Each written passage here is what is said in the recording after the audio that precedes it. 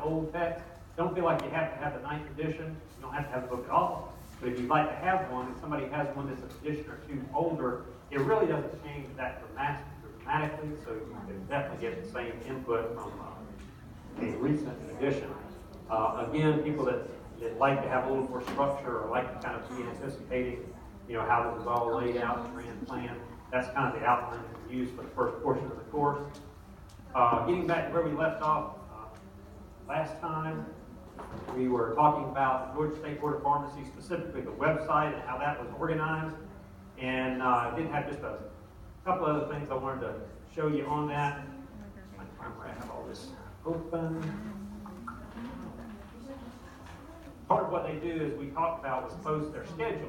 And I mentioned briefly that they're going to be in Savannah actually tomorrow and Thursday, because they will be giving the board exam, the practical exam, locally in Savannah on Thursday. And I am actually going to the board meeting tomorrow morning, just because I hadn't been to one in quite a while. And it's a very short agenda, and a friend of mine who's still on board invited me to come, and I haven't been in a while, so I'm going to go over there. So I was kind of kidding with folks here in Savannah. I've been invited to come before the board, but not like what we're talking about in class, where you get invited to come and explain something related to your professional practice. I'm just going for fun. So we'll see. One other thing I wanted to mention, though, in there, it also lists the agenda for the meeting. And the agenda for tomorrow is very, very short. And that is mainly because they will be spending all day Thursday administering, grading, and talking individually with the students that are actually taking the board. So this is the open session, which is the only session that the general public can attend. There will be a report by the GD&A director, Dennis Probst, who I know, but I haven't met in quite a few years, and I look forward to talking to him and definitely invite him to our class. I'm suspicious that he may not be there because, as we talked last time, the Georgia General Assembly, the session, is in session. And I know that he and the person in that position pretty much goes daily to that session to kind of keep track of what's being introduced and answer questions that the non-pharmacy members, who are the vast majority of the General Assembly, are. But this says he's going to be there, so that would be excellent. And we will definitely extend to him the opportunity to come talk to us. But that's the general session. There's really no amendments or changes to regulations. Just to kind of show you what kind of things can come up, this is one that was, this is the notice of what was proposed to be discussed at the December meeting. And one of those things has to do with central filling of prescriptions, which again, most of you have the vast amount of your experience in community pharmacy practice, mostly in chains. And this is something that's being definitely followed very closely by the chain pharmacies. For lots of reasons, they would like to have central fill. As far as spreading out workload among different pharmacies, if you've got one that gets hammered and you've got another one where you've got a pharmacist or two kind of sitting there not doing much, they can, since you're scanning prescriptions anyway, they can send that to another pharmacy, they can enter the information, send it back, and actually help with processing. Sounds like a great idea, especially from the viewpoint of the owner of that company and from the patients. They're like, hey, my prescription's going to get filled faster. That's great. Remember, we said there's two purposes of the Board of Pharmacy: protect citizens in the state of Georgia, but also to protect the practice of pharmacy in the state of Georgia. There is a lot of concern about that, and the effect it might have on jobs, number of jobs in pharmacies.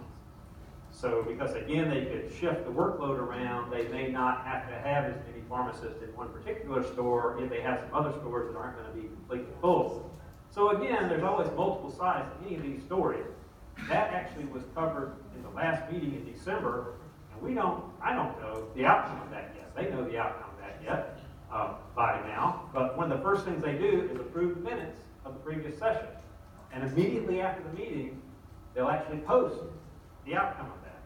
So I'm expecting, based on the fact that they've talked about that several times and they've changed that proposal quite a bit, I'm expecting that it is passed. But we'll kind of follow that up in class and just see that that has changed and show you the changes in that versus the old regulations. The point I try to make with that, not to give us just something else to talk about, and it can be more interesting sometimes than just the law topics, but it's to show you how, as much as many things stay the same, there are changes all the time. And You do have to keep up with that just to stay viable in your practice, but you also have to be concerned about that from a politically active perspective to make sure that somebody's not legislating away the practice of pharmacy.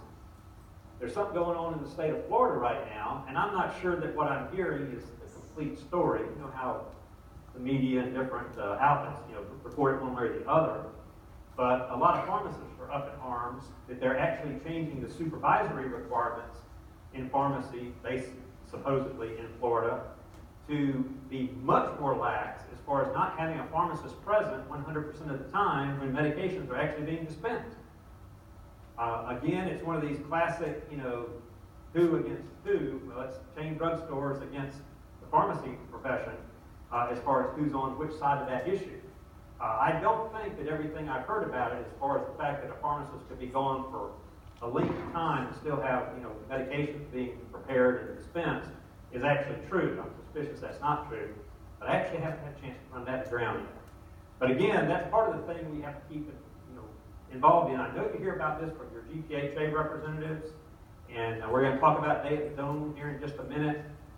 And by the way, we have somebody in the class on any of the campuses who's either active or interested or is possibly an officer in the government affairs portion of ASP. If you would just shoot me an email sometime, because as we go through the session, GPHA does keep its membership posted on that. I would like to ask your assistance in helping me kind of relay that information on. Again, just as kind of a current event that we're keeping up with in law class, but it definitely affects the topic, and they actually change some of the laws that we have in practice right now. So again, don't expect to have much to report after the meeting tomorrow, except that we will finally find out what happened in December. Okay. The other thing that I can't remember if I brought this up or not, but I know I talked about the General Assembly beginning on Monday, and I believe I talked about there weren't that many bills filed as yet. We're in the first year of a 2-year cycle, so everything has to start from scratch.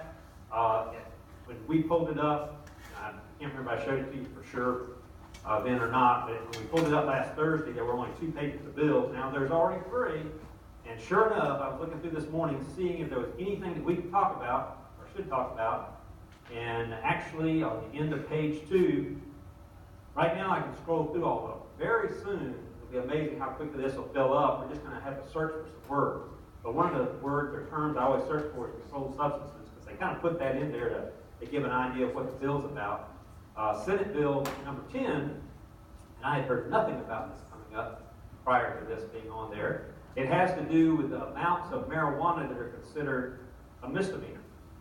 And kind of going along with the spirit of the way the laws seem to be changing nationwide, this is being proposed by Senator Jones in the state of Georgia. He will have a number of other sponsors on the bill.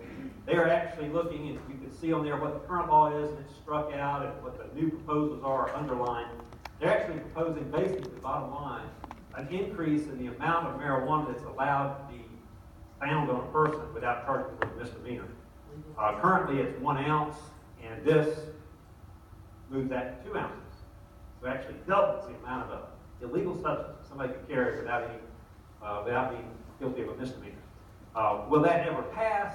We are at the very, very beginning of that process. It was filed on January 9th, and I'm sure has not even been debated or read either in the Senate or the House. As we will see as this goes through, this might be the one we follow if something better doesn't come up. But right now it's a Senate bill, so it has to go before the Senate, be read. They'll have all kinds of changes. It'll go back to committee. It'll go back and forth. Unless it comes out of committee and gets voted on by the Senate and passed, the House won't even look at that bill. Okay? But it has to pass the Senate, it has to pass the House, and then it has to be signed by the governor to actually pass. So don't go home and tell your friends that Georgia is just lighting up on their marijuana laws, because they haven't happened yet. It's been filed for that to be a consideration. And like I say, there will be many other things put in as the session goes on. Very likely some things on medical marijuana. We've had something in there just about every session since it was finally passed, that some amount of that will be legal. Maybe the change in stipulations, definitely potentially something on hemp and CBD oil, possibly combined.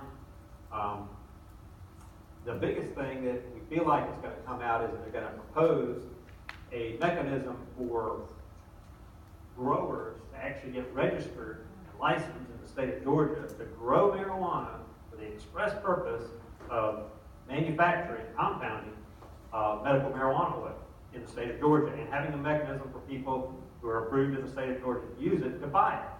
Because right now, the big question is that although it's not illegal to possess it, if you have your medical marijuana certification and a number of other things that we'll talk about, there's no way for you to buy it. And the only way that people practically can buy it is go to a state where it is legal, buy it, and illegally transport it back to Georgia. Okay? So, again, not making it very useful for those people who do want to try it, but definitely an intent of those people who don't want to have an increase in the, or relaxing the laws for marijuana or medical marijuana in the state of Georgia. So again, that'll be some interesting stuff we hopefully have going on. I say interesting, a little more interesting maybe than some of the dry laws we talk about, but it is important to everything we're talking about. The next slide, and I have left this in here for a long time. I'm probably about ready to take it out. Have y'all ever heard of the seal on prescriptions? Y'all remember? Some of y'all I know have been working in pharmacy for a while.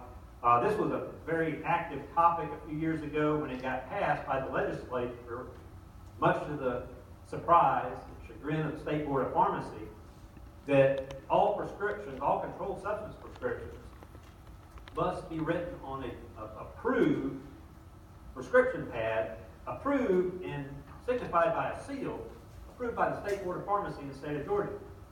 And actually required that they have a serial number on there. I don't think this one actually has that, but they'd be serially numbered for C2s.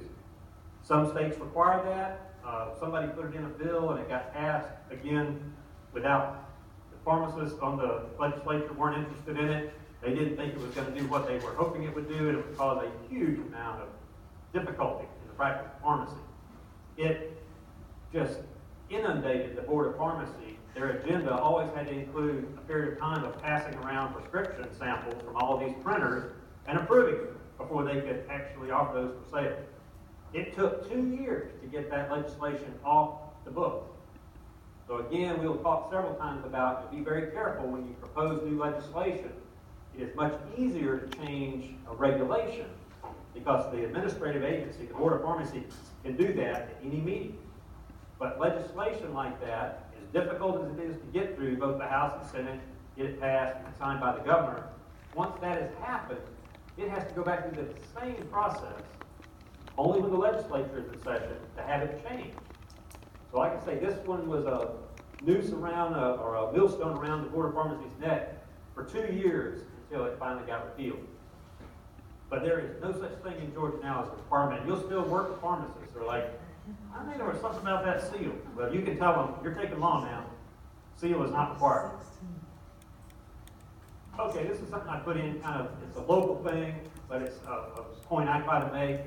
Any of y'all here or on any of the campuses that are from South Georgia, particularly deep South Central Georgia, you know where Folkestone is, you have probably seen some prescriptions from my friend, Dr. Winnie.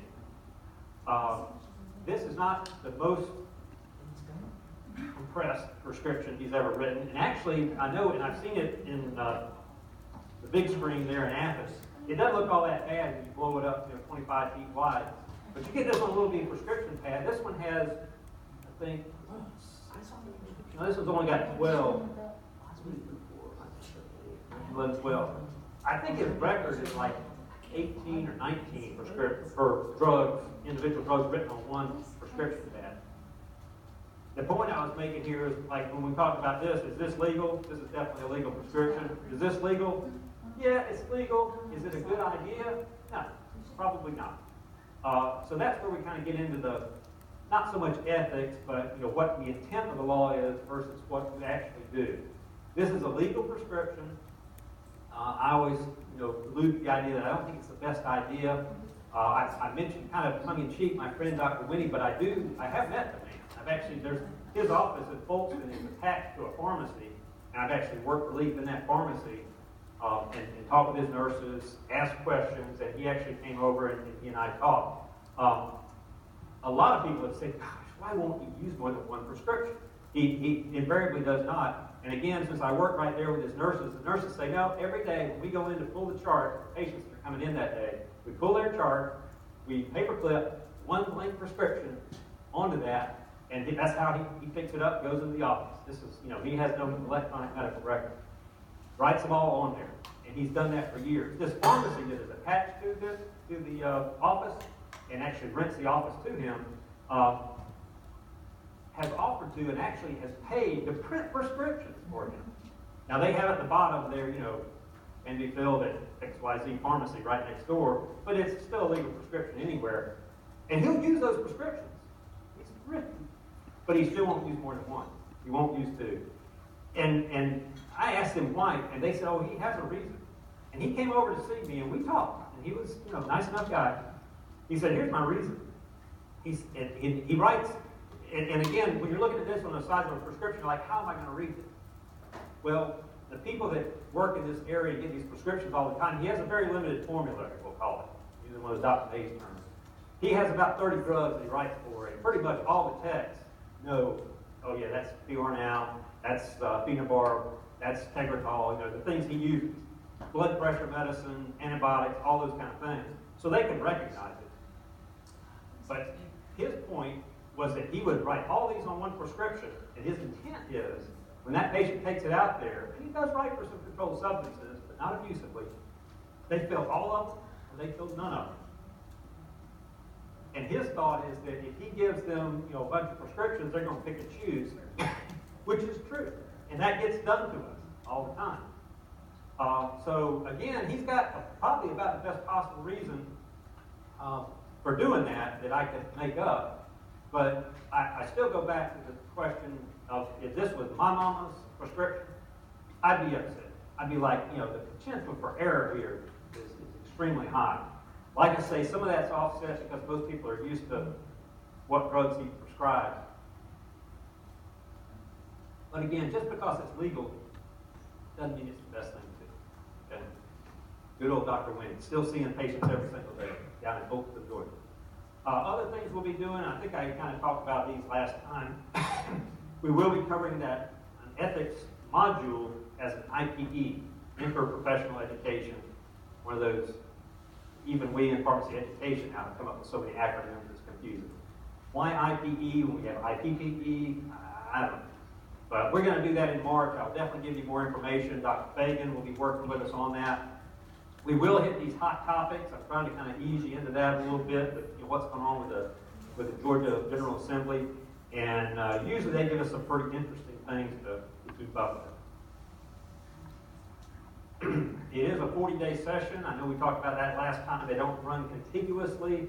They will have days for recess. They will have days back at their districts. And they will have committee days when they kind of rehash regulations that might come for them. We expect something to be coming out about medical marijuana. As I mentioned, hemp, CBD, any combination of those, very likely. Again, those of you who follow this or are on the GPHA Legal Affairs group, please keep me posted. If you see something, and I haven't mentioned it yet, or if you see something, just shoot it to me.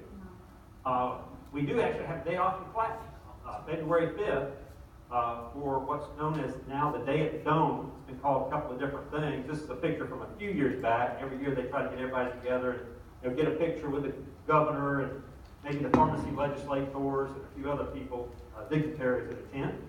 And so if you haven't been, the question always comes up sooner or later, do we have to go? It's not a requirement for my course. I think that y'all are part of the group that were required to go. It did go your first year, right? Everybody goes over together. And hopefully you feel like, hey, I got something out of it that I wasn't even thinking I was going to get. If you haven't been yet for any reason, I really encourage you to go at least once and see how the process works. I could talk about it all day long in class, but once you have actually seen it, the thing that impressed me the most the years that I have been is that if I do have an issue, or sometimes it was done later in the session, the problem with it being done at the time it's done now, there's not really a lot going on here. But sometimes later in the session, there were issues, and we had specific things we wanted to talk to legislators about. You could fill out a little card and give it to a page there outside of the chamber. Excuse me, they would run it in to that legislator, saying that, Ken Duke from College of Pharmacy is out here, or you as a student, you're a student at the College of Pharmacy and you're from their district and you would like to talk to them if they have a minute. Well, between votes and things like that, that's what they do. And it amazed me how responsive they were. And they would come out and meet somebody they had no idea who they were. But again, you're a voter. You're from their district. They want to hear what you have to say. So you really do have their ear on that kind of stuff. And again, there are many mechanisms now. You can do emails, and I got to think they just get tons of emails, phone calls. Very unlikely you're going to talk with the legislature themselves, but very impressive. That is part of what they do. They are responsive. They will come out and talk to you about that. So again, if you haven't been, or if there's an issue that you have an interest in, or you're very interested in the political aspects, either a pharmacy practice or politics in general, I would encourage you to go. I know the school supports you and wants you to go. I'm not going to pull this up now. This is from last year. This is the link to the GPHA website where they had a final wrap-up of the legislation. But again, we will follow that as we go through the session and as different bills come up that we have an interest in. Some things that I put on here are left on from previous years about recent hot issues. These are things I get calls about all the time. The availability of naloxone is kind of unique. It has been said that, it's frequently said in articles, even on the GPHA journal, I had to talk to them about that it no longer requires a prescription. And that is not true. It does require a prescription. The other side of that is that there's a standing order prescription written by an officer of the state government, Department of Public Health. It's her prescription, and it's good for anybody. It doesn't have to have a name on it. That's where it differs from a traditional prescription. A traditional prescription has to be for a specific patient. This standing order prescription is for any patient that you deem is worthy or needs to have some of this on hand. It can be a person, or it can be an entity, a company. It could be a college of pharmacy that wanted to keep them stocked for purposes of treating overdose. I know y'all know all about the pharmacology, pharmacotherapy of all that, but there's a link there in case you need to use that or show it to your pharmacist, because I do frequently still get calls. Is it right that I can just sell this to anybody? Had one last week, and I sell it to a doctor's office? Again, that standing prescription, you need to fill it as that prescription, but you need to designate where it's going and make it available to them.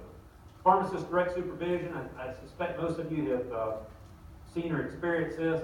It used to be very restricted that a pharmacist's terminology that was in the regulation was direct line of sight to supervise an intern or a tech.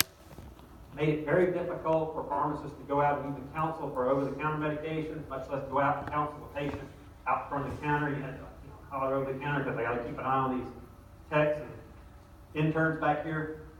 This was a loosening of that, where the pharmacists didn't have to have direct line of sight.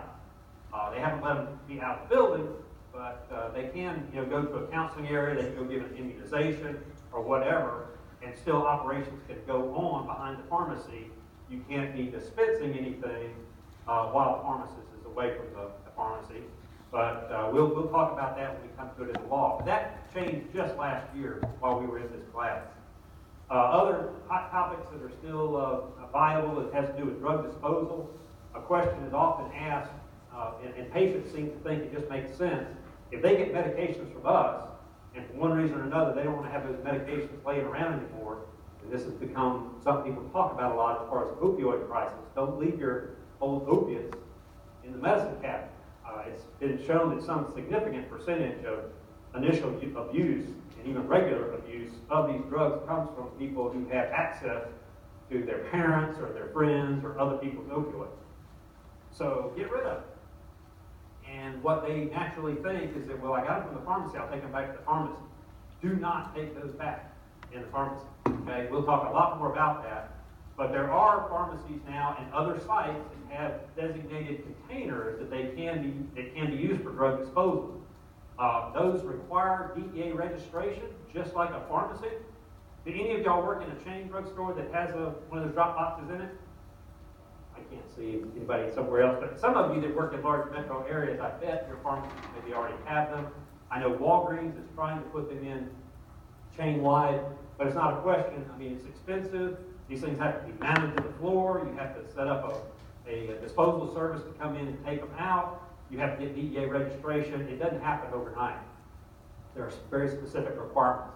One of the easiest ways, and something that has a Savannah connection, I'll bring these in later in the semester to show you, is a mail-back program.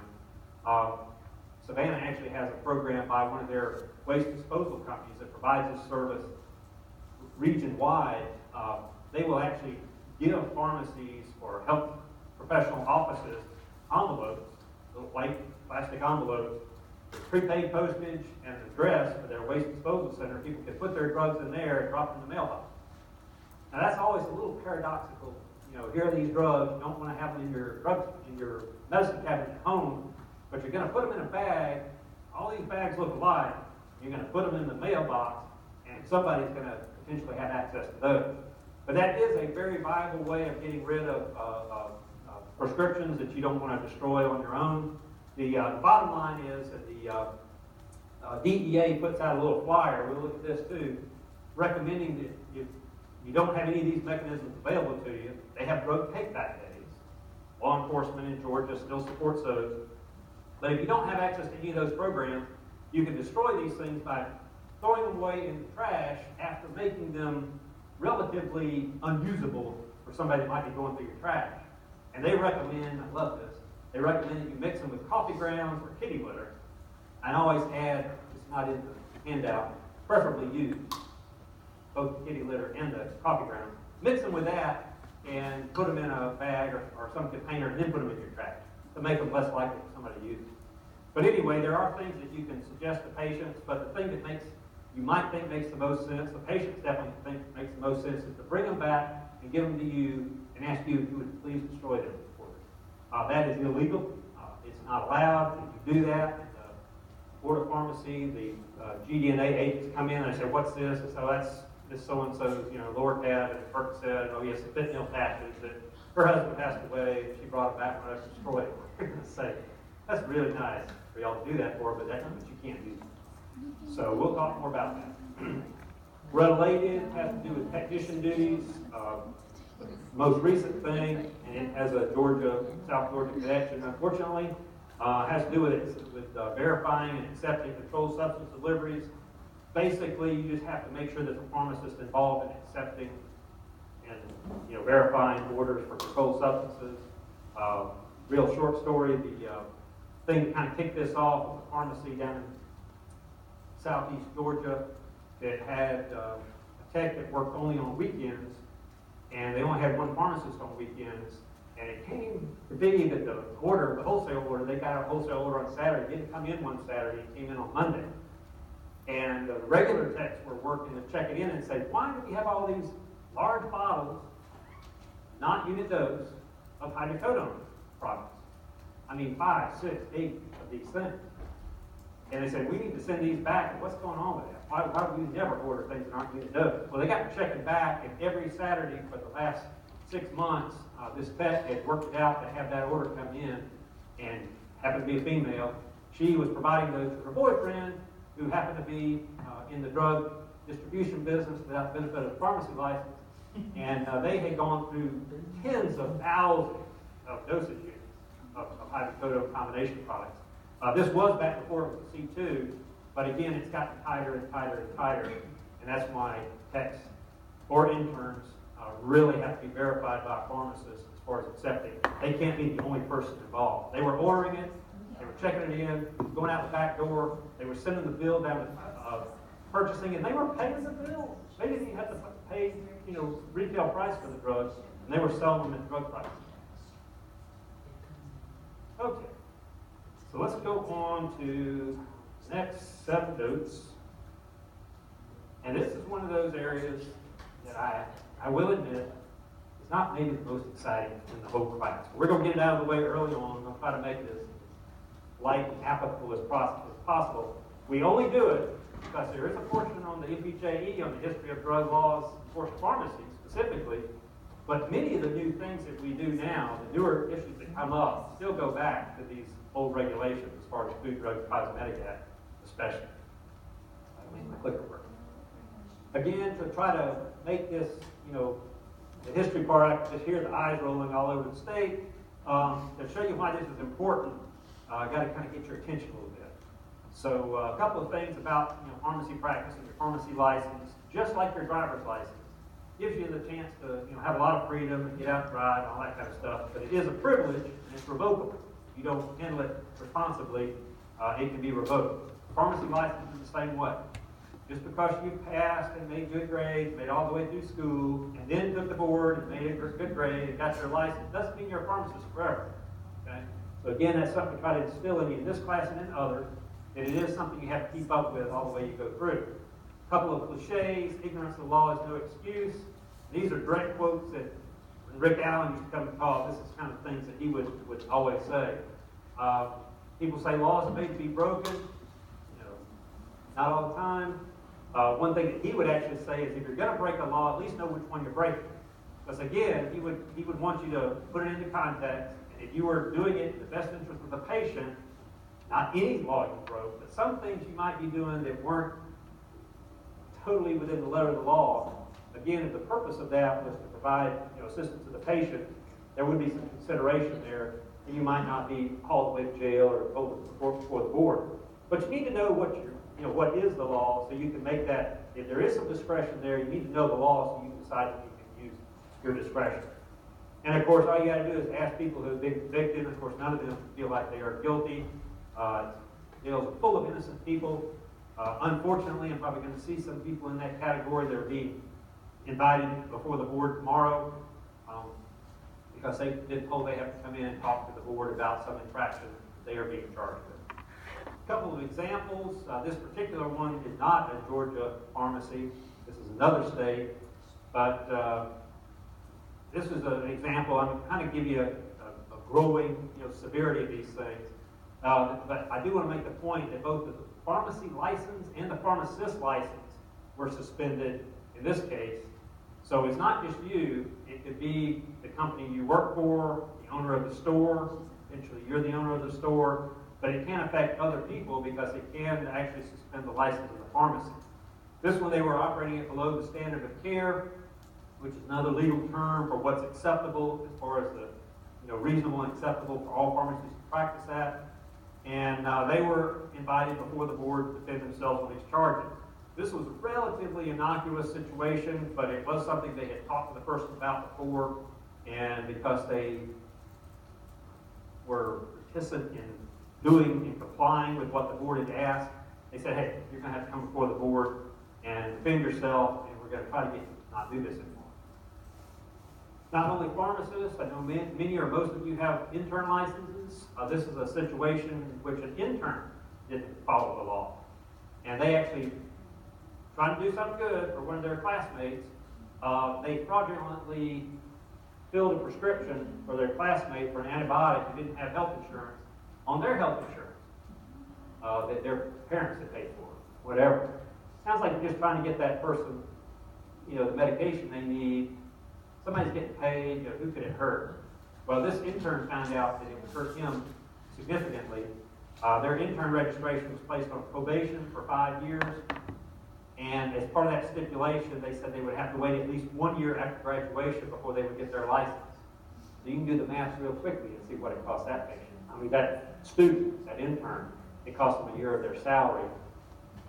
Probably made it a little difficult to talk to a pharmacy about getting a job with them. They said, well, actually won't be getting a license for another year because of this. Again, back when it was boom times for pharmacists, that might not have been a big deal. But now, when there's potentially more pharmacists than there are physicians that you might be looking for, it makes it really difficult to compete out there. And then once they did get their license, they were still on probation for 5 years. So again, the board's kind of watching over. So just don't get yourself in a situation like that. Okay, so we've gone through losing licenses. We've gone through interns, being delayed. Was that a question? Somebody had? Yeah, Albany has a question. Okay. Just out of curiosity, how did that intern get caught? Do you know? I remember the situation, but I don't remember exactly how they got caught. Again, I think it was the insurance company. It was probably an audit. on the insurance company. You know, I know all of you that work in pharmacy, that's one of the fun things that interns often, students often get to do. We got this stack of audits, y'all go and do these, and the audit was for one name, and they saw the prescriptions for another name. I'm gonna go with that, is the reason, but I don't remember exactly.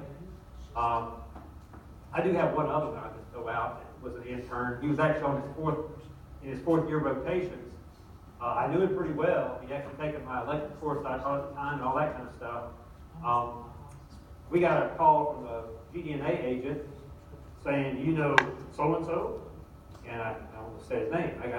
And we were like, yep, we know that person. He said, he is a pharmacy student. Yep. He's on a rotation at such and such pharmacy. Yep. He was actually calling in controlled substances prescriptions under another name to the pharmacy that he was working in as a APPE student, filling them and taking the drug out. And, you know, that right there is bad enough.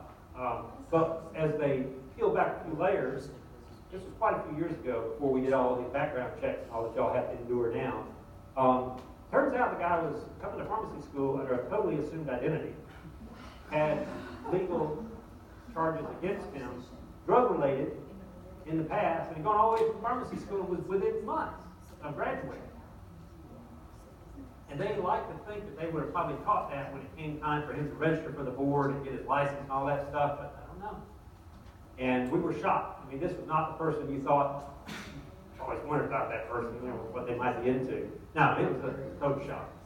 So that's how he got caught, picking up, you know, buying these other prescriptions, and then somebody realized, wait a minute, it's only when he's here, they're calling it in when he's not here. Turned out he was calling in himself, and that was part of what he had done before.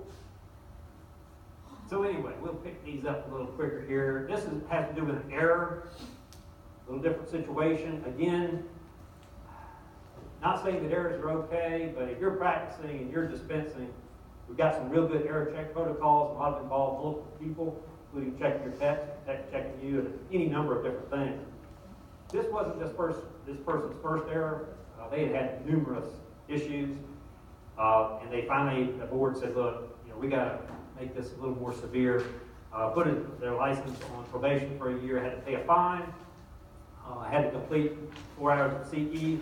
This is something that's still frequently done. Some of you in Athens, or all of you have been in Athens, you might have seen, what was it called, medication prevention or something. There's a CE program that we do about twice a year, and I always put signs up around the building because people come in, they don't know where to go. And the people coming to that, dispensing safety or whatever, they're people that the board has sent and told you need to take that CE program over at Georgia. So that's done pretty regularly. We're getting into, you know, some money now as far as some fines. Insurance fraud is a biggie. It definitely gets into big bucks. This pharmacist actually pled guilty to billing insurance company for drugs at never dispensed over a 2-year period of time. Not only big bucks, $309,000, they were sentenced to 6 months in prison. They actually were sentenced to 7 years, but they only had to serve 6 months for, you know, all the things you go through with the judicial system. But this is big stuff. And again, you know, I kind of mentioned frivolously their insurance audits. We know the reason they do them, and a lot of times they're raking back, you know, money that we have spent giving drugs to patients that were correct, except for some technicality. But realize, you know, what they're looking for are these, you know, huge abusers who can make literally billions of dollars by messing with the system, and that is exactly what makes it more difficult for us to do the right thing. There's always, anytime there's a law or anytime there's some prosecution, it's because somebody's done the wrong thing somewhere back in time, and then they have to change the whole system to make sure that nobody can ever do this again. And we all end up suffering the consequences by going through extra red tape and extra processes for, you know, verifying things and that type of stuff. So again, even if you're not the one doing the bad thing, we all pay the price as far as other things that get put on us as pharmacists, administrative type things. I kind of call this one, don't play, can you read this? I know that was always something that we did back in pharmacy school. There actually was a journal that used to put out before they written prescriptions. And that was something you looked for every month. It was like, let's see who can figure that out. And again, depending on, like we talked about Dr. Winning's prescriptions, somebody's experience with it, they might be able to recognize it. This particular one, I've looked at it so many times, I don't really, necessarily see all of it. It was filled as Plendil, which is a antihypertensive, and I can definitely make that out of it. It was actually written for Iserdil, which again is for cardiac disease. This is the worst case scenario. After taking the medication for a while, the patient suffered a myocardial infarct, died a few days later. Somebody had to be held responsible. They did have a huge lawsuit, made loss of life here. Suit was settled for negligence, and we really don't know how much it's settled for.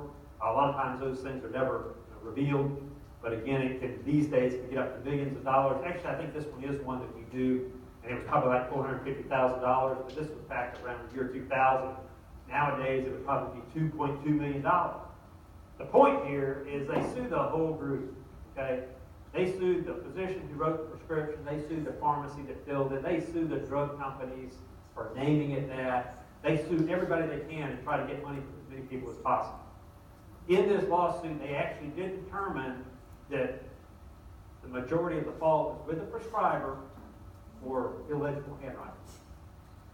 But it still didn't take the pharmacist off the hook, either legally or can you imagine, knowing that for the rest of your professional career. It's something you dispense, cause somebody to lose their loved one. Okay, so bottom line is, hopefully everybody has some questions. So I know I got your attention, and it is interesting to think about these types of things. The big deal is that it's not that hard. We are one of the most highly respected professions. We had been the highest respected profession for years, back until, the mid to late 80s, 90s. Think about what else was going on. Did anybody want to take a stab at what I think this Hindu philosophy made the difference in that? Why we dropped from number one, which we've been ahead of, physicians, nurses. I always say kind of tongue-in-cheek, no disrespect, clergy. They were not so high on there. They might have been above used car salesmen, but we were at the very top of that before this event happened. I think it had a lot to do with third-party billing and prescriptions. When it took us out of the ability to, price the prescriptions, and we are viewed, as all of you know that work in retail pharmacy, we're viewed as the person that's setting that price, and we're the one they get angry at because we're the one in front of them as we tell them that price about what their drug's going to be. Particularly here, January, first of the year, we might have deductibles resetting and all that kind of stuff. Not fair. We have less influence on pricing prescriptions now than we ever did.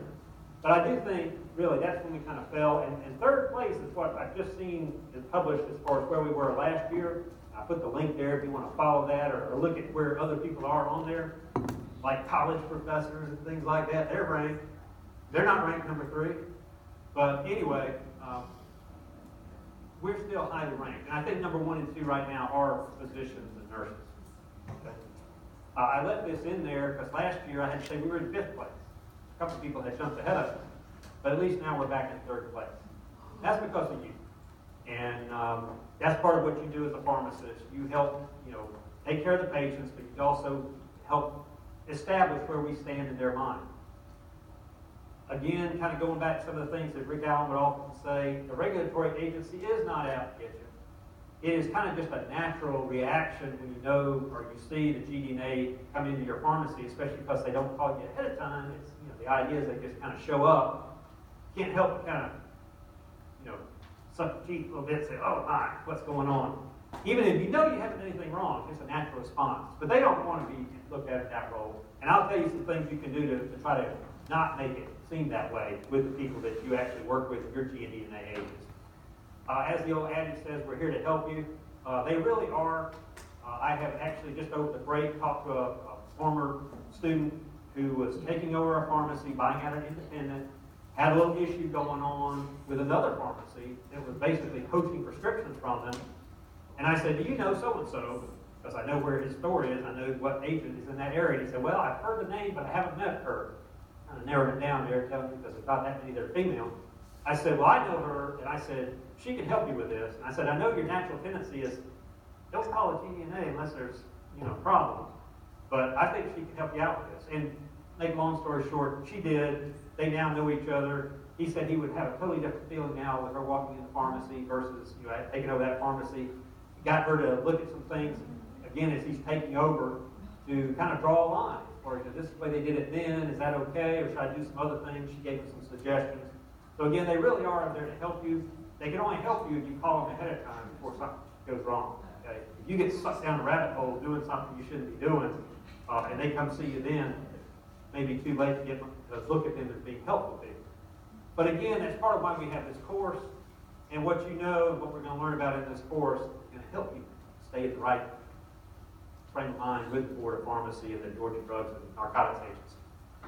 Okay, so going back a little bit, again, just kind of looking at this whole structure of drug laws. We have federal laws, they're referred to as acts, Code of Federal Register, or laws and regulations at the federal level. We have state laws. We pulled that up and looked at the LexisNexis site, Georgia Code, OCGA, Official Code of Georgia Annotated. And then we have the one that we interact most closely with, and the one that we're going to use mostly as our guide through this class, are the rules of the Board of Pharmacy, the administrative agency that actually takes those laws and interprets them into more of a policy and procedure type of thing of how you're supposed to work with these on a day-in, day-out basis in the pharmacy. Okay, here comes the history. We've got about 20, 25 minutes. We'll get through a couple of these, and we'll hopefully finish up this section of notes next class. Okay, the first one was the Pure Food and Drug Act of 1906. Give you a little bit of history about what happened before that. It was the Wild Wild West. Okay, literally and figuratively. Anything goes. There was no regulation. There was no FDA. There was no getting a drug to market. Even pharmacy, what's a required prescription, what didn't require a prescription. It wasn't clear. There were druggists. They sold a lot of medications. A lot of it was more based on what either the doc in the town told the patient to come get, or what the pharmacist would recommend off the counter. 1906 is way back there. That was even before I came to pharmacy. Okay, we're talking ancient history, just to show you. Many of you are political science buffs, and of course you all have the notes, so you know the punchline here. This was several years before the 16th Amendment. 16th Amendment is one that you're probably already very interested in, but you're going to be even more interested in when you get out and start making pharmacist salary. That was the amendment that gave the federal government the power to collect income taxes. Before that time, they didn't collect income taxes. They ran the government on other things, probably wouldn't be having to shut down, all that kind of stuff. But that's just to kind of put in perspective how long ago this was. It was still relatively early on in the establishment of federal regulations that pharmacy laws started being looked at, even before taxes. Like I said, before that, anything goes, something called medicine shows. Y'all may have seen something like that as far as entertainment shows now that, kind of do an old style song and dance thing. But this was the way they would get a crowd in town. They would have these medicine shows that would pull in wagons or whatever, have a band play in, have a hawker, somebody that, could really get out there and talk, probably, like a college professor getting up and pontificating on something, but really get people, fired up about this product and how it's going to help them cure all their ills and sell it. And then, of course, they would pack everything up and get the heck out of town before people realized that stuff was either ineffective, potentially effective, maybe some placebo effect, or even worse, it could actually cause some harm to patients. Some of the things that might be in these products, and again, didn't have necessarily have labeling on them. There was no guarantee that from one bottle to the other or one lot to another, they didn't really keep up with the lots, and it would have the same stuff in them. Might contain water, alcohol. It said stale beer, so being a beer aficionado, I had to throw in there. I mean, how nasty would that be? Actually making money off selling somebody old beer and calling it some kind of medication. But it would also contain things like opium, morphine, cocaine, heroin, all those kind of things that, again, there were no controls on. How much of that in there? Who knows? Sounds like a great idea. Give people an addictive drug. They're going to buy this drug for the rest of their life. And that was kind of the way it went that way.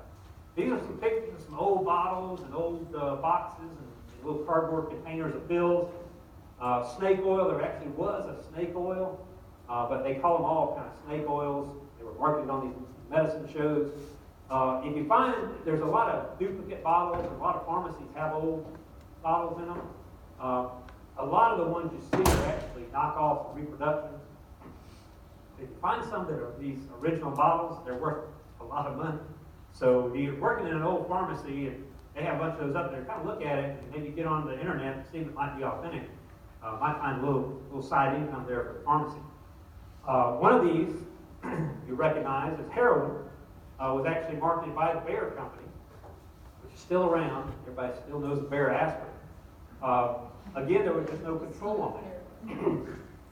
So heroin was available along with all these other names. Heroin was actually, again, back in the Civil War, that was mainly used, what was it used for? Opiate. Pain relief. We think of it now only as a drug of abuse, but it was used for pain relief. The fellow that discovered or developed Coca-Cola wasn't the people that ran Jacobs Pharmacy or the Chandlers that they talk about at the Coca-Cola World in Atlanta. It was actually a guy named Pipperton who lived in Columbus, Georgia. Now this is many years later when it's actually a bottling company. This may not even be Columbus, Georgia, but I'm from Columbus and I always kind of put this angle. The guy actually lived in Columbus, Georgia. He was a druggist. He had been in the Civil War. He had been injured, and he was addicted to heroin, treating the pain from his leg wound from the Civil War. He knew this was a bad thing. He knew it was going to kill him, and he was looking to develop a cure for his heroin addiction. And he developed, compounded Coca-Cola. And you all know the old story, the active ingredient in Coca-Cola was cocaine. And he used that to treat or offset or whatever his heroin addiction. Again, great story that it was a pharmacist that developed this thing. Not so great that he actually developed it because he was addicted to heroin. Anyway, it went nowhere down there. He used it. It was all a good thing. He ended up selling it to the Chandlers. They thought it was a great thing. They actually started making syrup with the cocaine in it and selling that. People had to mix it up. The problem was it tasted terrible. And this original one, and of course this was the one that had the cocaine in it and everything like that. Well, they said, God, we got to try some things and see what we mix this with. Well, they found that using soda water, just fizzy carbonated water, gave it a much better taste. And at that time, a common component of most pharmacies was a soda fountain. So they would have a source of this. So Jacobs Pharmacy was the first one to actually dispense or sell Coca-Cola because it was convenient that they had a soda fountain. We hadn't had soda fountains in pharmacy. Who knows what the history of Coca-Cola would have been. But that's where it started out. They did, very quickly realize cocaine was probably not a good thing to have in there, sell to everybody. So that's the old lore, the secret of the extraction of cocaine from Coca-Cola while still using the cola nut to get the taste. But like I say, they talk about this, and they talk about the pharmacy connection quite a bit at the Coca-Cola Museum. I'm sure many of y'all have been there somewhere in your lives, or maybe take your own kids there. And it's a really cool exhibit. And it really sounds like pharmacy was great for developing this stuff. And it was, but again, going back to the idea that it was actually developed as a cure or treatment for a heroin addiction, kind of changes the story. That's why it's not, that part's not promoted a whole lot. There's a couple of other names of these things that was out there. Kickapoo Indian Sagwa is one of my personal favorites, just because it's fun to say. Hamlin's Wizard Oil. We had a student in class last year whose name was Hamlin, so I threw that in there for her. But some of the claims are just ridiculous. And again, this was back in 1906. We say, surely you wouldn't have that now. But anybody that's watched late night TV, in between all the lawyer commercials, they're selling all kind of stuff as far as supplements that they very carefully worded, but they kind of insinuate that they're going to cure all these diseases. No insinuation there on Warner's Safe Cure for Diabetes. Obviously, that didn't quite work out. They had interesting language back then. Products claimed to renovate the stomach, liver, and kidneys, cure cancer, diabetes, gallstones, and weak hearts. One of the ones, the Kickapoo Indian Oil, I love that. I printed it out here. I'll read this. Quick cure for all kinds of pain, cure for man or beast. It was veterinary use as well. It would cure toothache, congestive chill, scrofula. Not sure what scrofula is, but it sounds awful, doesn't it? It would cure sores, rheumatism, malaria, dysentery, fever, colic, impure blood, eruptions, dyspepsia, diarrhea, and all diseases of the liver, stomach, and kidneys. Now here's another tip. External or internal use. You didn't like the way it tasted? Put it on. It might help. You get a free sample by sending in a 1-cent stamp. Now again, we're talking about 1906. I think they're about to go up on postage again. But if you send in a stamp, that was like money, because then they could send out some more propaganda to somebody else. They'd send you a free sample. If you are sick and suffering, IN, we should be pleased to have you write to us, as we have a core, C-O-R-P-S, a core of specialists who will advise you and give advice about your disease free of charge. So I say that was the beginning, again, to kind of run this up into current times. It was the beginning of internet pharmacy, way back before anybody had invented the internet. Kind of interesting thing, again, here's my Kickapoo Indian Sagwa. Very politically incorrect, but as we all know, they used to regularly use images, stereotypical images of Indians. Here's somebody who I'm sure was not a Native American that's dressed up as an Indian. Cool thing, connection for you in college. These people that were traveling around, again, would haul their stuff in these wagons from town to town and set up these tents, kind of like teepees, and live in them. And again, it was an attraction. Little school kids would come hang out, their parents would come hang out, and sooner or later, somebody would get up on the stage and do the deal about the Kickapoo Indian Sagwa. These people that traveled around were college students. They did that in their off time as summer jobs.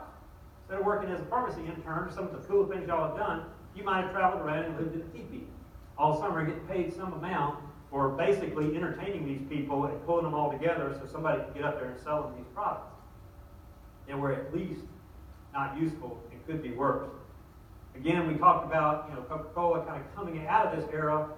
It and all of these things are referred to as patent medicines. I want to make a distinction that it doesn't mean they were patented. That's a legal process that came along much later.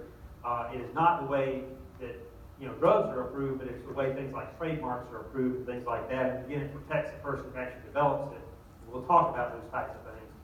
But these were referred to as patent medicines, probably to allow some confusion and make people think that gave them some kind of certification because they were patent medicines. Okay, so finally all of that was going on before 1906. The purpose of the bill in 1906, the law at a federal level, was to stop all that stuff, especially stop the harm and getting people hooked on things that they would have to buy for the rest of their lives. It took years. It was back in the back in the 1880s that they started proposing this legislation to the Congress at that time. Same process that we go through now. And as much as something like this, the point I try to make is as much as the restrictions we have now of making sure something is appropriate before it's marketed to the public, realize there was a whole component of people who did not want this to pass. There were these companies and these people selling this stuff. It was against their best interest to have these laws become so restricted. And they were very effective at keeping these laws from getting passed. It wasn't until 1906, after about 20 years of effort, that Harvey Wiley, who was a chemist, he had gone to med school and then had become a professor of medicine, but he had this interest in trying to keep people from doing harm to themselves from these products that folks were marketing. He worked for the Division of Chemistry in a department that has become the Department of Agriculture. Again, this was before the FDA existed. But because he had done all this work, they ended up calling it the Wiley Act. It didn't have a whole lot of teeth to it, but it did have some things that we still talk about a lot today. These terms, adulterated or misbranded, probably heard before, that is still in the law books, and we will talk a little bit about what it means to be adulterated or misbranded. It has to do with the integrity of the product or the misleading or incomplete labeling, and all of that is still very active in the laws that we're going to talk about. But if you were guilty of that, it was a misdemeanor. Everybody knows misdemeanor felony. Not so bad, and a huge fine, not to exceed $500, which obviously was a lot more money back in 1906, but still, just like many of the laws that we'll see passed now, a lot of times in order to get something passed, they have to water it down enough to where they take the incentive out of the people that are working so hard against it to pass. And that's what happened with this. This is the crew at that division of chemistry. This is actually Harvey Wiley. Throw that in there to give you something else to think about. A lot of cartoons, Uncle Sam teaming up with old Doc Wiley, sure cure for adulterations, fake foods, and quack remedies. He wasn't only after these snake oils and remedies, but he also was very concerned about food additives. At that time, again, that far back in time, refrigeration was not widespread, and there was always problems with food going bad. And that, of course, would cause problems. So companies will come up with things to prevent food from going bad. One of the main things was salting it. I gave a lot of salt, but it didn't hurt you otherwise. But they used a lot of other chemicals, inorganic chemicals. One of the ways he got this law passed was by, the people were still selling the snake oil, but he had what he called poison squads. He would go around to major metropolitan areas. Again, another college student connection here. He would go to boarding houses. That's where college students used to live when they would go off to the big cities to go to school. And he would contract with that boarding house to feed these students these additives, which he thought would cause a problem. And so this is a picture, allegedly, of a boarding house with all the college students. And you might notice they're all male, because back at that time, they were the only ones who went to college. Everybody stirred up here. But that was the way it was back then. But anyway, these guys, and they probably got something knocked off of their, per diem charge at their boarding house for their food because they ate this stuff. And obviously, it wouldn't have worked unless they got sick. So some of them had to get sick. And he was able to go before Congress and show that these people, these up-and-coming college students, maybe their kids, were being exposed to these things. So finally, they did pass it. And the point I'm trying to make there is it's something we would think now is like, well, sure, why would you want to, be basically putting poison in your food and getting away with it and harming people? Well, again, they had to battle that. There's always at least two sides to every story. Somebody felt like it was going to hurt their pocketbook for this to be passed. They did everything they could to prevent it. Anyway, it did get passed. It was not obviously completely effective. It did put into our vocabulary the terms adulterated and misbranded, which still exist today. We'll talk about that when we start talking about the individual regulations. They were not able to get them to even require them to list the ingredients or directions, and I put that in there because that changes later on. So people could tell folks anything about this stuff. Again, the internal, external thing, good grief. It was still not protecting the citizenry, so it's not very effective. But from 1906 to 1938, that's all they had. In 1938, and again, it took a major event, more major than those poison squads, poisoning the college kids. In 1937, a drug company named Massengill was the first to offer a liquid form of sulfanilamide, which was one of the relatively few antibacterials that was available on the market at the time. It was before antibiotics that we know today are available. So this is like a precursor to sulfamethoxazole, something like that, way back when. But it was only available by tablet form, which made it very difficult to dose little children. Well, this company came up with a way, had their chemists working within their labs, to come up with a way to dissolve the sulfanilamide, but still make it active, we call it now bioavailable, in the patient. And they found a product, a solvent called diethylene glycol. Does that sound like anything else you know? It's very similar to antifreeze. Exactly. Very similar product, has a lot of the same chemical characteristics, one of which is it has kind of a sweet taste. You ever get any on you and just kind of touch your finger to antifreeze, it has a sweet taste. So that was just an added enhancement. This drug would now be able to be administered to pediatric, small little children, and it would taste good, they would take it, and it would cure their infection. Well, before they could stop it, there were 107 documented deaths. I say documented deaths because again, at that time, there was no FDA, there was no drug error reporting or drug misadventure reporting adverse drug reactions. We have no idea how many did. Again, there was no approval process, so we don't really know when the drug came out. What happened was the company, which ended up changing names and existed for a long time as Letterly and a couple of other things that you might have heard of in the past, they, as was common practice at the time, once they got the drug going and manufacturing it, they started sending out their drug reps. They carried it around in the back of their car or their buggy or whatever they had. They had cars in And they would distribute it and give samples to the prescribers, physicians at that time. And so a lot of times it wasn't even being given out of pharmacies. Again, there was no documentation of who got this stuff. And who knows how many people were actually affected. 107 deaths, but there's a lot of other nasty things that happen to people before they die from this stuff. Very readily absorbed, it causes neurotoxicity and basically blows out your kidneys. So it's a pretty nasty way to die. This was an otherwise legitimate drug company that had made a mistake that was, passing this on even after the Pure Food and Drug Act. So even though they tried to firm this up from 1906 to 1938, nothing happened until this tragic national event. And remember, things were very different in the continental United States at that time. We didn't have CNN or any of these major media. It took a while for word to get around. But again, it was enough to get Congress to act and offset. Believe me, even at that time, the drug companies were saying, we don't want these restrictions. But it was not until 1938, I threw this in here, we'll talk about that in just a minute, that the Food, Drug, and Cosmetic Act was passed. It repealed the Food and Drug Act of 1906. It kept all of the components of it. In other words, adulterated, misbranded is still in there. But for the first time, it required that the drug companies, people manufacturing these drugs to distribute, had to prove that they were safe. Not until 1938. But all those other years, we were totally at risk. And it took this tragic event, and particularly, it had not been little children. It might have taken a few more years. It said now for the first time labels must contain directions on appropriate use. They must have warnings about habit-forming drugs. And this is going back to the opium, cocaine, heroin that was being sold. It included cosmetics and medical devices, as the FDA and Food, Drug, Cosmetic Act today does cover all those things. This is where that started. That's why I put the thing in here about this lash lure. This was due to something called an aniline dye,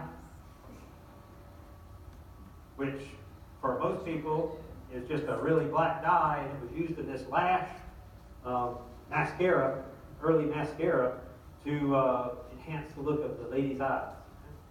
The problem is some people have a severe allergy to them and to it, and it caused extreme irritation and to the point of blindness in some people. So that, along with the sulfanilamide, allowed the Food, Drug, Cosmetic Act of 1938 to be passed. The point I'm trying to make here is that this is some of the same kind of stuff we're talking about now, even in what we've already mentioned this year that we feel like the legislature is going to take up, based on what we hear talked about as CBD oil, hemp oil, even generically medical marijuana in general. A lot of the concern is about the source of these things and whether it's classified as a drug or a food supplement or a cosmetic. I mean, they're actually used topically for beauty products. And if you'll go back and remember when I said the way the laws are established, basically the feds, pass regulation, but there's an area that the feds don't regulate, the states can regulate. And right now, the federal government, because of this quandary they're in, of legalizing marijuana, having legalized marijuana in some states, but still being a C1 substance, their hands are kind of tied, and plus they're shut down. But they have actually come out and asked for the states to step in and regulate this. And I posted this article in that might be relevant section. I'm not going to ask you any questions about that, but again, it's just one of those things, especially now before you get so busy with your other classes, might be interesting to read. The CDC, federal agency, is actually encouraging states to regulate CBD oil after 52 people in Utah got sick. And Utah is the subject here because it's the Salt Lake Tribune. And Utah is actually ahead of the game. They're actually passing regulation that requires CBD oil labeled products to be approved by the state. We're a long way from that in Georgia. There's still questions right now as far as what types of CBD you can actually sell in a pharmacy or in a store or what's required, things like that. But this is a hot topic out there. And again, it goes right back to the same stuff that was going on in these way back wins of pharmacy legislation. And since I seem to have lost my connection, it must have closed. I will stop there, but okay, there it goes. But anyway, that's how the story of how we got at least 1938 Food, Drug, and Cosmetic Act, all of you have heard of. FDA was established by the Food, Drug, and Cosmetic Act. And from that comes all these other regulations about how products get to market. The last thing I'll say is that one of the last stipulations, again, there were people that didn't want to be regulated. So as one of the concessions to get this bill passed, they had to grandfather in. Never been done since. They grandfathered in all free 1938 drugs. So they never had to be proven safe. And a few of those drugs are still in the market. There's not many of them anymore, but there were quite a few at that time. But things like levothyroxine, digoxin, nitroglycerin, phenobarbital, which we dispense all the time, particularly levothyroxine and digoxin, are grandfathered in under that, and therefore never have been actually studied and gone through controlled trials and all this type of thing to prove they're safe. Amazing fact. This is the basis for Dangerous Drug Act in Georgia. I said that a lot of times Georgia just adopted the federal regulation. In 1938, they adopted what they call the Dangerous Drug Act, which is basically a carbon copy of the Food, Drug, and Cosmetic Act. And that's what we're going to talk about pretty much for the rest of the course. So that's a good place to stop for today. We're underway. We got started. We'll finish this set of notes up hopefully next class. Remember, you have a holiday on Monday. Don't come to class. I don't have a holiday anyway. But do think about, it's great to have a holiday, especially early in the semester, rather than getting used to this 5-day-a-week thing. So remember, the holiday, the MLK, Martin Luther King Junior holiday, does have a lot of background to it. It has become tradition for it to be considered a day that it's really good to go out and do some kind of service for your community to make it a better place. One of the big mantras of the Martin Luther King Civil Rights Movement. So even if you're working, you use that day to work extra in your pharmacy. Do something a little extra for your customers and your patients or the people you work with. And it's going to make you feel better too. You might make a habit of it. But just think about that. It's nice to have the day off, but instead of just thinking of it as a holiday, a little bit about the background of it. See that it can't be applied to your practice department. We'll pick it up there on Tuesday. It's like